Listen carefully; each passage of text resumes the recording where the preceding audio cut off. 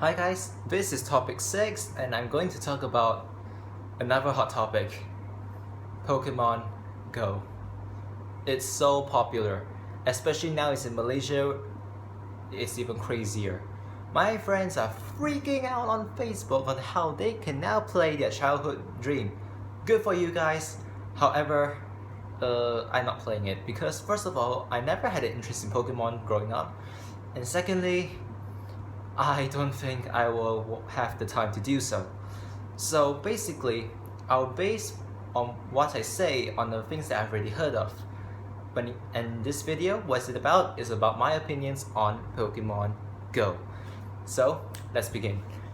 When it comes to Pokemon Go, there are a lot of good things, as you can see, from many people. By the nature of itself, Pokemon Go makes you get out of your door to look for Pokemon, and which is unlike many games. Instead of sitting down in a confined space, you get to go outdoors and at least exercise a little bit. Or some people drive, but more or less you still have to walk every once in a while. And another good thing is that you are at least exposed to some sunlight, which is good for your skin. Don't say that's radiation. I'm not asking you to be under the sunlight for 8 hours. Just a few minutes, but if you choose to be there for 8 hours, then it's another story. Which is quite of a good thing. I'm not saying that game is bad, but then what comes next is specially addressed to those who play games without using their brain. So hopefully I'm not going to get any backlash, because if you're a gamer that uses their brains to play, then it's a good thing. So what am I talking about? How people misuse Pokemon, how people have misused so far according to my knowledge and will misuse, and a little bit on humans versus technology. So let's begin. So before Pokemon Go actually came to Malaysia, I actually heard news where this teenage girl in the US actually crosses the street to look for Pokemon. Not a street, a busy highway to look for Pokemon. She gets hit by a car. So much so people are so obsessed with their telephone screens. And in the end, when I interviewed her, she said it's the game's fault. Why? Why do you have to say it's the game's fault? I don't understand. The game doesn't say cross the road in 5 seconds or else you will die. Come on, use your logic. The worst part is the mother is saying the same thing. Even the mother says it's the game's fault.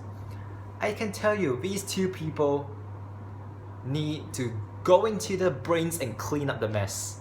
Let me explain why. Gadgets, technological gadgets, are made by human beings to be our life assistants. Games assist us in providing entertainment in this case, and cars and assist us in transport, and many times search engines help students get information quicker and help assist workers in getting resources in a faster manner. So that's clear. But then technology is not a live thing. It's not a live thing. It doesn't have a life. Don't forget, you need humans to put pieces of plastic and glass and silicon to make a gadget. You need humans to work the computer on the keyboard with live fingers to key in data for the device to work. You need humans to function the gadget so that the gadgets can switch on and function. Which means humans are the ones driving technology. Which is why I say technology is a form of assistance, not a chief commander. That is why militaries still have a human sergeant and countries still have a human president or a human prime minister. There's a reason why there is no computer becoming a president and there's no computer being the CEO of a company. It's still humans being the one. Coming back to the topic, when the technology is telling you to do something, you can choose not to do so. Or you can time your action. Just like crossing a road to find a Pokemon. You can choose to cross the road later if the road is busy, or if the road is too busy like a highway street. Come on! Obviously cars are not going to slow down just for you to pass if it's a highway street. So, it's her choice. It's her choice. I emphasize again, her choice to cross the road. It's her fault. Remember, we can choose to do something. A technology just assists us, which is like you have an assistant and the assistant is telling you or suggesting you to do something. But you have the right to deny your assistant. Same for humans versus technology. Technology can ask us to do something or give us an automatic setting, but we can choose not to follow it. Because why? We have a human brain. We have a life. Many times we are spoiled by technology. So in the end, our brains become nothing different to the technology that we're using. Technologies follow settings. We have our own logics, we have our own rationality. But many times people just don't know how to use it. And the thing is, I don't understand why. Even when I play games, you meant to say you lost because of the game. Why not try improving your skills to win the game? I don't play many shooting games, but I do play a little bit of FIFA once in a while. And when I lose, I never freak out. Why? It's not the game that's too difficult. If you cannot be better than the game, either you set the game to be easier or you improve yourself. Remember, games are just a setting you can set. And games won't become easier just because you want it to if there's no difficulty setting. But we humans, we can progress, we can improve.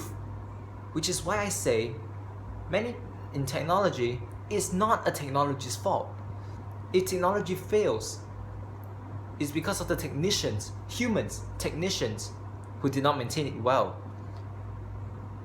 Just like when the plane crashes, human error. Why is human error around 66%, which is more than half of the cost of all plane crashes? Don't forget, a plane is meant to fly, but it has a setting. It's humans who fly it and humans who fix it. Which is why I say, humans are becoming reckless because of Pokemon Go. We are blaming the wrong thing, where it should be us. And another thing about Pokemon Go is about how it affects business. So when it comes to Pokemon Go, you have to go outdoors and look for Pokemon, right? So sometimes you may end up going to stores by the roadside to find a Pokemon or something if there's one inside there. Okay, now for this scenario, let's put yourself as one of the storekeepers. Say for example you're owning a store, okay? And then there are hundreds of people walking in and out of your store, but they are holding a phone screen looking for Pokemon. Do you think that's reasonable for yourself? I guess you know. If you own a business, you will expect people to come into your store to give you some business. But then, you don't get any, which is not fair. If it's you will think it's not fair, right? So please put yourself in other people's shoes if you are this sort of person. When you go to a store, please respect. If you are going into hundreds of stores not buying anything, please think about how people will feel. Many times people today have become greedy. We always think about ourselves and we don't care about how other people think. People need a business to survive. Just like how when we study to come out to work, we need work to survive in our life. So if you continue to be greedy, then I say Pokemon Go is not a good game because it makes people reckless and greedy. But then there are some people who use it for entertainment, which is the right thing, so I can't really entirely blame on that. So down to the line, it all comes down to the person who is playing the game. Whether you use it to the right purpose and the right way, you be careful when you're outside, you don't fall into traps. And I also heard rumors that there are now more criminal rates because there are some criminals who will hide in odd places where there's likely to be Pokemon to rob people. So one advice to many people who will be playing Pokemon outside, once again, keep your eyes open. Okay? Don't fall into traps, don't get yourself hurt, because down to the line it's still humans who play the game and humans who run the game. And another thing is, do consider about other people. This is still down to the line. It's all humans when it comes to games and technology. So to all my friends who play Pokemon Go, continue having fun. But for me, I don't think I'll be starting anytime soon. There's a chance I may never play, but at least I know how it's played, at least. And until my next video, enjoy catching Pokemon. For me, I better catch some rest. And until my next topic, see you.